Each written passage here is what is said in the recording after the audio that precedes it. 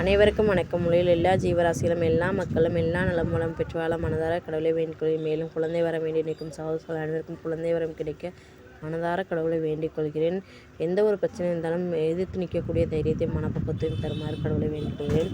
பொதுவாகவே நம்ம இப்போ நம்மளுக்கு எப்படி தோணுதோ அப்படி படுத்துக்குருவோம். இஷ்டத்துக்கு டிவி எந்த பக்கம் இருக்கோ அந்த பக்கம் பார்த்துட்டு கால் நீட்டி தலையை அதுக்கு ஆப்போசிட்டில் வச்சு படுப்போம். இல்லை நம்மளுக்கு தோதான காற்று வர திசையில் வச்சு படுப்போம். ஆனால் நம்ம அந்த காலத்தில் படுக்கிறதுக்குன்னு ஒரு வரமுறை வச்சுருக்காங்க. இந்த சைடு எந்த திசையில் பார்த்து படுக்கணும் அப்படின்றதுக்கு ஒவ்வொரு திசைக்கும் படுக்கிறப்ப ஒவ்வொரு சொல்லுவாங்க.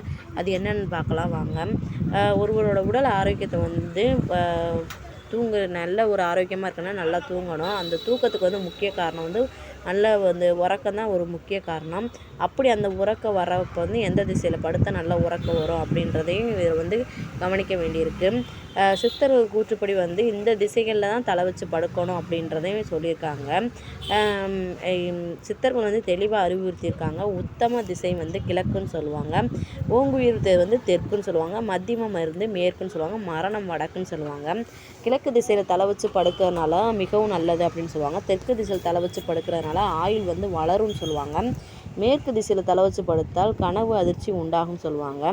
வடக்கு திசையில் ஒருபோதும் தலை வச்சு படுக்கக்கூடாது அப்படின்னு சொல்லுவாங்க. அதுக்கு முக்கியமான காரணம் என்னன்னு பார்த்தீங்கன்னா, முன்னோர்கள் அக்கால போரில் தோற்றவங்க இல்லை மற்றவங்கள்ட்ட படி சொல்லுக்கு ஆளானவங்க வடக்க உட்காந்து உயிர் நீத்ததா உண்ணாவிரதம் இருந்து உயிர் நீத்ததா சொல்லுவாங்க. இலக்கியங்களை சொல்லப்படுது.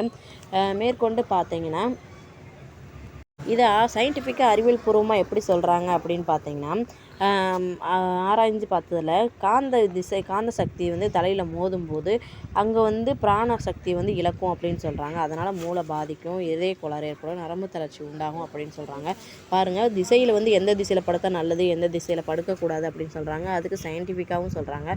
உண்மையிலே இது மாதிரி நான் இப்போ இது மாதிரி கேள்விப்பட்டது இப்போ தான். ஆனால் வடக்க படுக்கக்கூடாதுன்னு சொல்லுவாங்க. அதுக்கு ரீசன் எனக்கு தெரியாது. இப்போ தான் நான் கேள்விப்பட்றேன். நீங்கள் யாராவது கேள்விப்பட்டிருந்தீங்கன்னா மறக்காமல் எனக்கு கமெண்ட் பண்ணுங்கள். சப்ஸ்கிரைப் பண்ணுங்கள் ப்ளீஸ். என்னோடய சேனலை சப்ஸ்கிரைப் பண்ணிக்கோங்க. நன்றி.